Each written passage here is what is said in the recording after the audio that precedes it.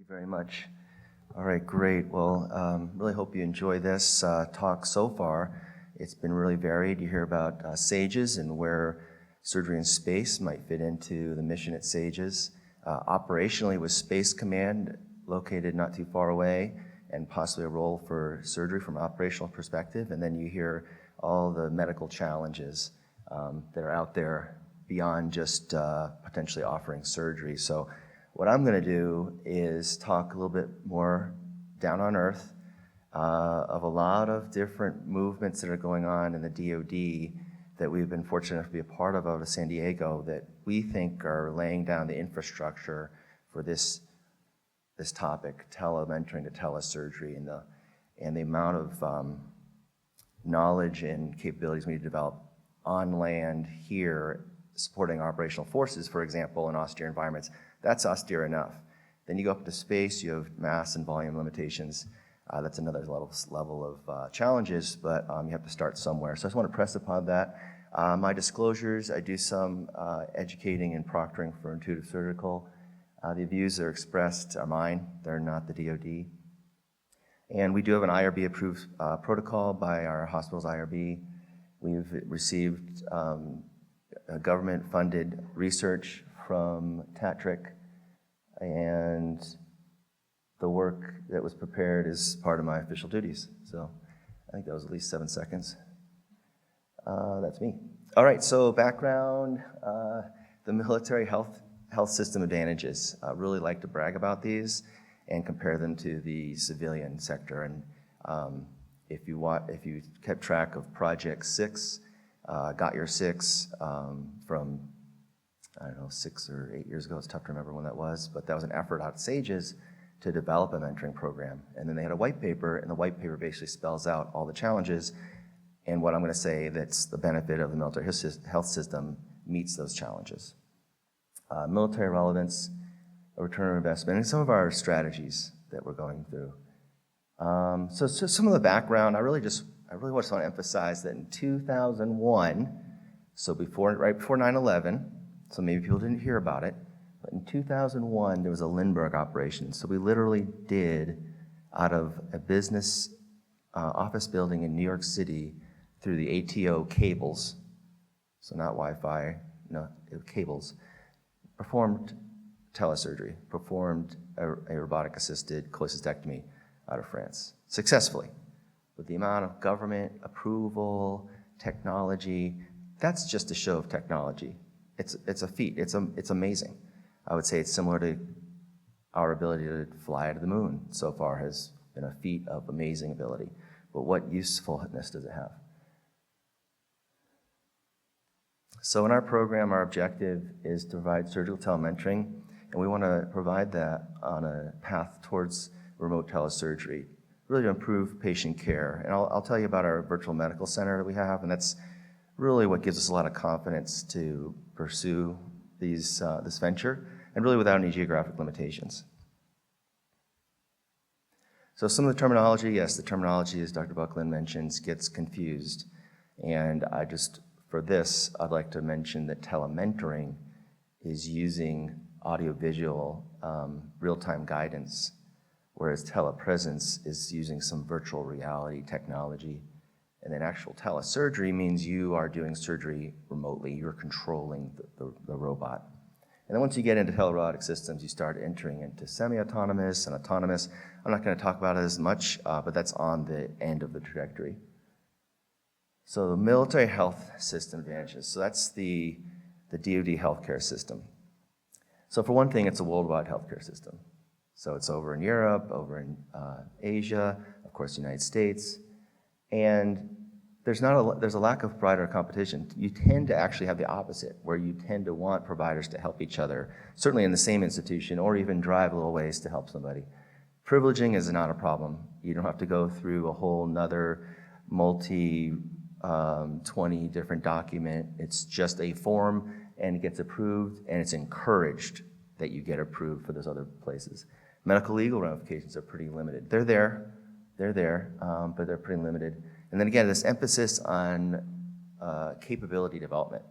That's the DoD. If you're trying to develop a capability that's going to save your service member, overseas, well, what cost do you pay for that? You'll pay a lot. You'll pay a lot. And that's not usually as much as the issue as how can you develop that capability.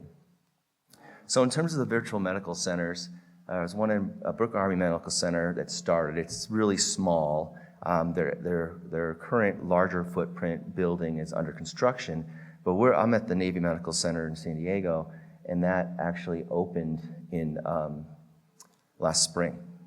And it's a fully functional, state-of-the-art, $4.5 million telecommunications center. It's pretty amazing. In that center, they help run telecritical care through different military treatment facilities, so DoD hospitals.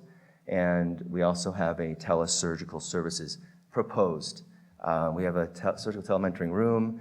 It's more R&D at this point, but that's going to transition more into real-life assistance slowly, with very slow, calculated, stepwise milestones. Launch tool, so Germany certainly very interested in virtual health, and then Walter Reed is going to be another site. So this is the site in San Diego. As I said, I mentioned a lot of this here, and that's a small piece of the room, but there's all these different workstations. So you can see clinical data, you can communicate audio, video, you have other screens to look up information, and telecritical care, so they include monitors, telemetry, and other monitors. So pretty, and there is actually a SIPR room. That means secret internet protocol, so you could support operational forces in a limited environment. So just a little, this is this proposal. So really what we're trying to do is improve readiness for operational forces. That's the real crux of the military. We want to take care of patients, absolutely, our MTF, but to justify what we're doing, we want that to translate into operational forces. So that's a real, and kind of worldwide. So that's the vision that we're headed. And this slide is the one slide, if I had to pick any slide I'd like to show. This is approved from Tatric. I adopted their slide and made it surgical telementoring. But really what you're seeing here is a main brick and mortar hospital on the left, right?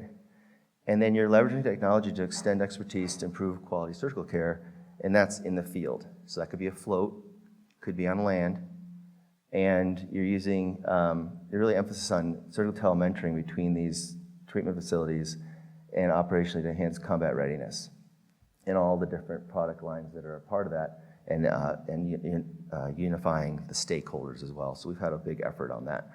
But that's the slide really if you have a visual to help understand what we're trying to do. So I also, a couple next slides kind of brings it back to earth, I guess.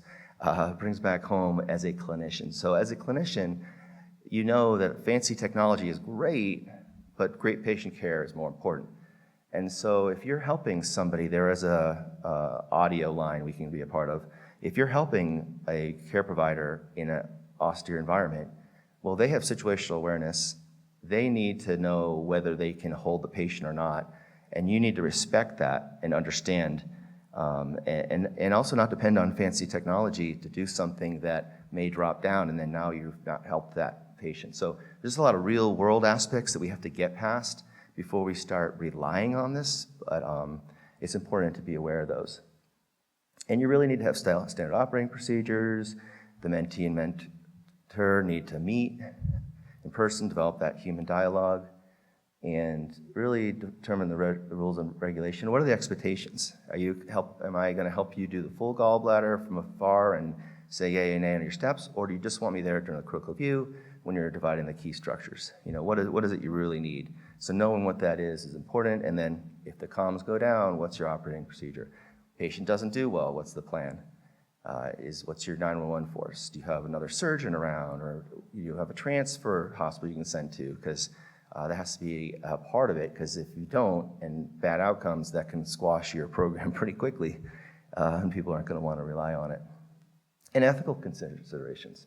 So really, you're a part of that patient care, and from afar, we all live in this Zoom world now, where sometimes you can feel very disconnected from what's happening, say, at an in-person meeting. And so if you know something or you see something, then you need to speak up. about that and still remain involved. And also be very aware of what your technology is and your procedures, so that if it's not working, you're not sitting there trying to figure out how to turn something on or get a code. That's the mentor's job, to come into the situation and only be helpful. Only be helpful.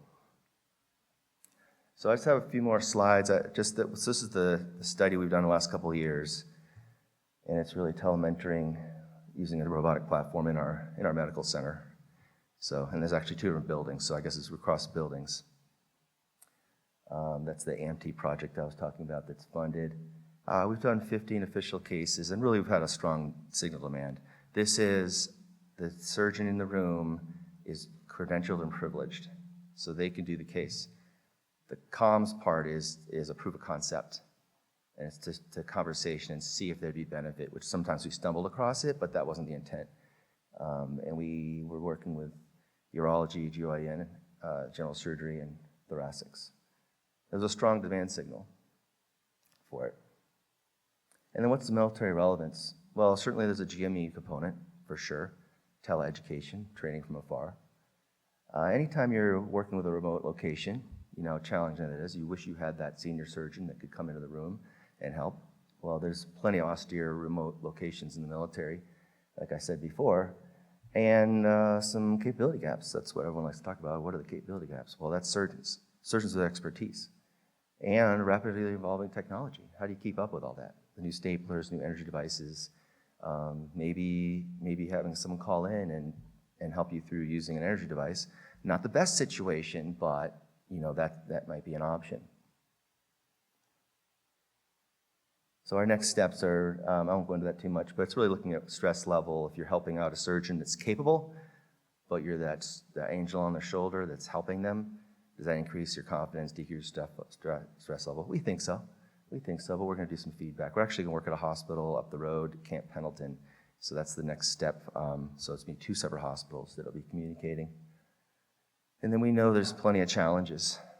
So stagnation, you do all this effort and then you just go back to the way things were. Patients get taken care of at this point, and people do the best they can. Can't fault them for that. Culture in the OR, culture of change.